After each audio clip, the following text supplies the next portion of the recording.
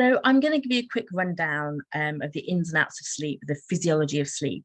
So you have a foundation, an idea of what is going on in your body and when you're sleeping. So if you did want to make any changes or tweaks, you kind of have a basis and you know what is going on to be able to do that. So as I've said before, we sleep in cycles, and every cycle is kind of between 90 to 110 minutes. It's completely different for everybody. And that's one thing about sleep, it's very individual. What happens to me and what's going on when I sleep and how I sleep and what helps me sleep is going to be very, very different to what helps you sleep and how you sleep.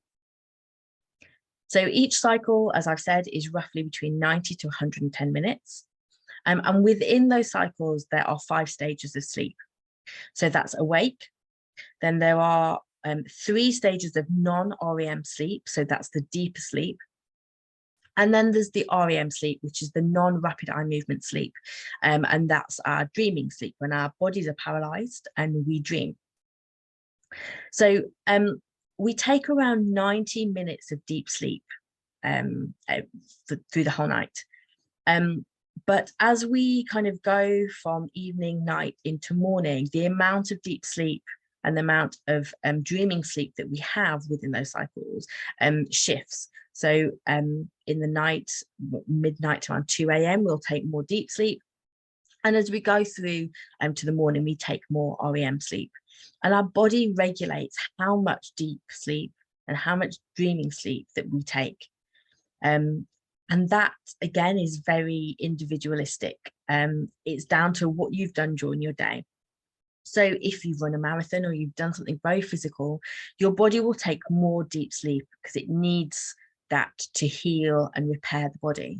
If you have gone through something very emotional, or you're learning a new language, or anything that involves your brain and thinking or emotion, your body will take more REM sleep as it helps you work through those emotions and the trials and tribulations of all those things and the learning. So it will take more REM sleep. So if you are somebody who tracks your sleep and you look at how much deep sleep you've got, that you get, and you're aiming for an amount of deep sleep, that can be quite detrimental to how well you sleep. One, because the more we try to sleep, the less we will. So that is something to consider. And 2, trackers really aren't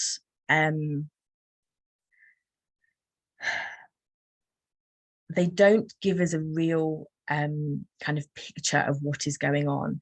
They're not as accurate as we like to think. Depending on the type of tracker that you wear, it can pick up your pet or your partner or whoever else is in your bed.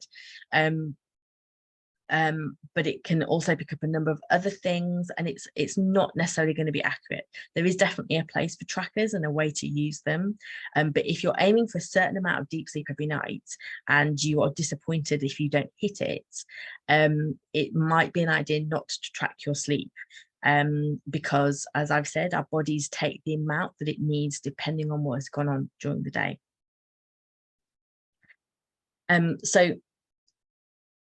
gone are those days where we think that sleep is wasted time, when we can achieve more in that time. We actually know now that we need sleep to be healthy, and we need all stages of sleep to be healthy. We need to dream, whether we remember them or not, and we need the deep sleep to be able to be healthy and to function well.